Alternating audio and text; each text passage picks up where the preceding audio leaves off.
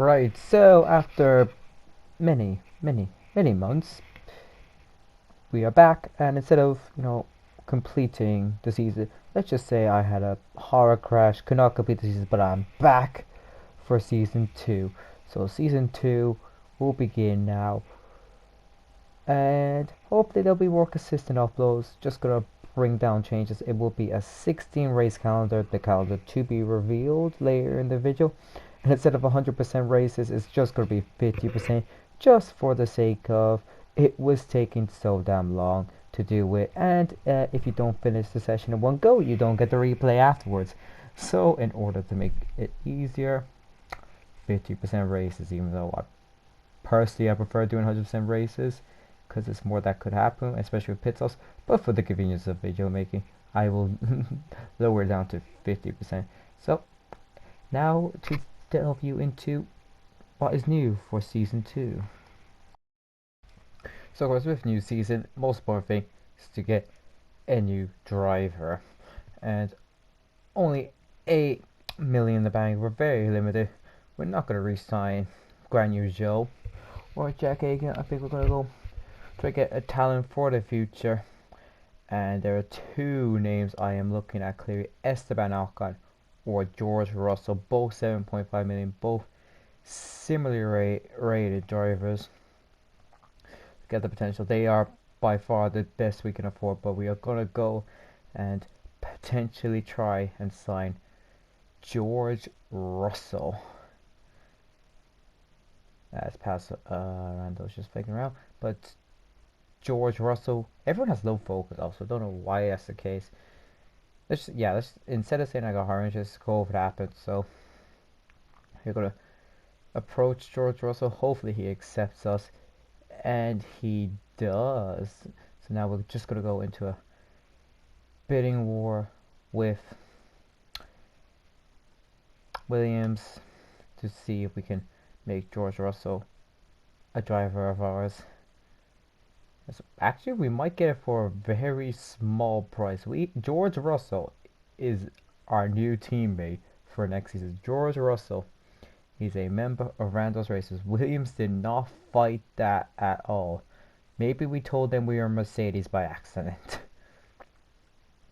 I don't know. Maybe we told him, Guan, you got COVID, we want George for a race, but it's not going to be for a race, it's going to be forever.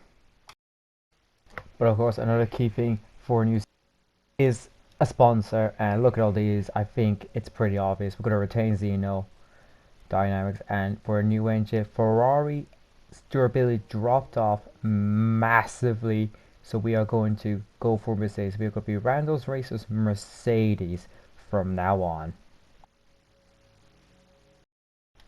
Of course, join here we have two things, Joey. The R&D department, you can see Mercedes have a decent gap up for Ferrari, Red Bull neck and neck, McLaren slightly ahead of Aston Martin. There's just a massive grouping of Alpine, Alfa Romeo, AlphaTauri, ourselves, and Williams, and then there's bloody Haas. So it's seeming like Mercedes could be dominating this season. We'll be in a lower midfield fight where Ferrari, Red Bull, McLaren, and possibly Aston Martin get up there. Maybe one of us in that group of 5 may join in the midfield fight.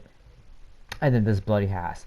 But I think the more important thing people want to see, the schedule, the 16 races, the calendar for season 2.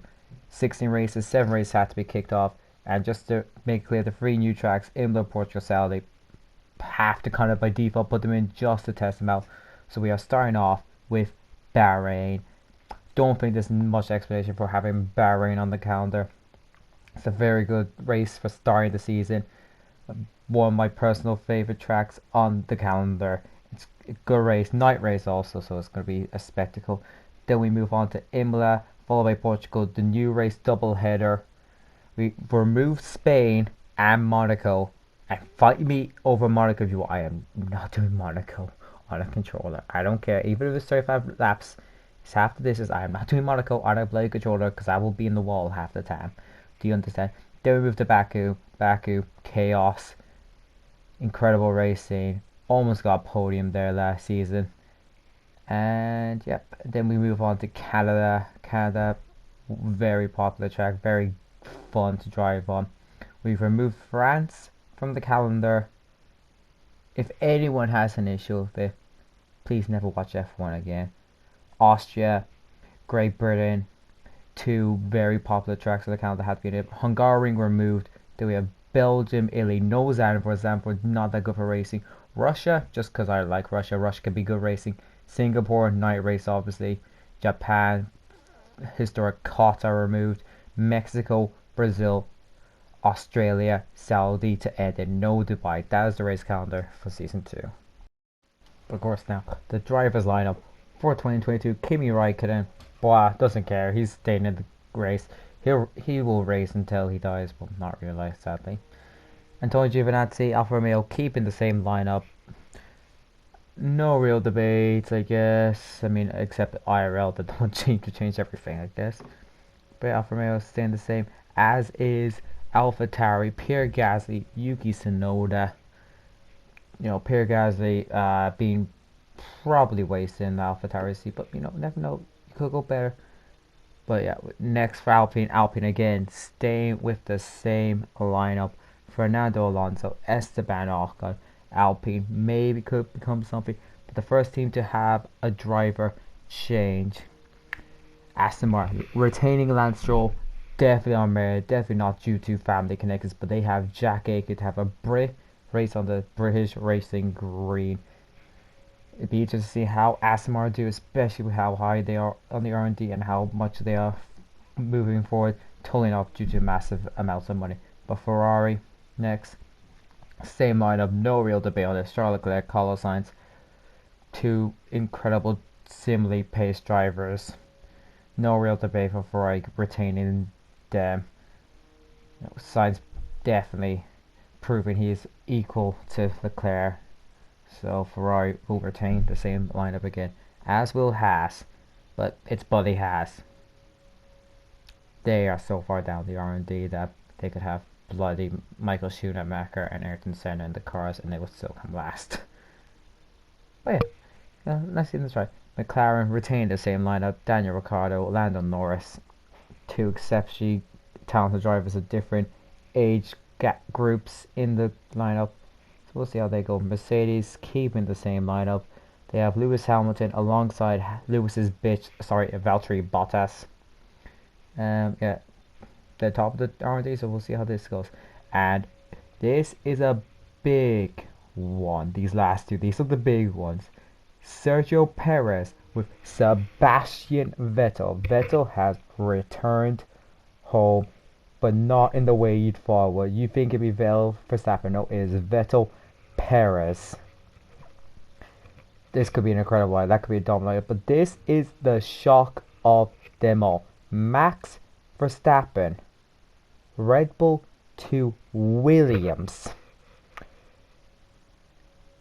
Like they're in the midfield on the R&D. But my God, Max Verstappen in a Williams. Is he just trying to prove he is a god driver? But Sergio Perez with him. I have no idea where Williams have found this money. Williams changed the lineup completely. Nicholas Latifi completely losing his seat in Formula 1. Max Verstappen, where have Williams found this money?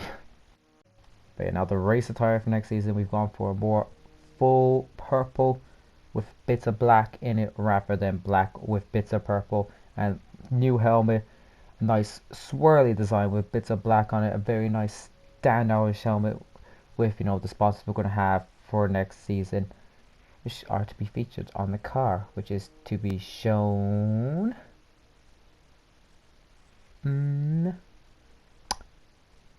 Well, here it is. Here's the new car.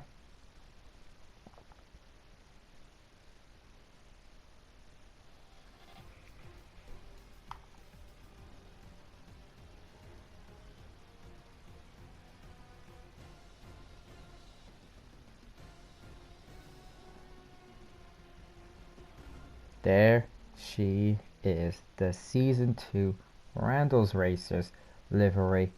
A very, very nice kind of metallic purple look to it, along with the black background, making it more standoutish than last season's car. But yep, that is the pre-season for season 2. Will we become a dominant team? Will we become a midfield? Or will we be sucking more than Haas? We'll find out in Bahrain.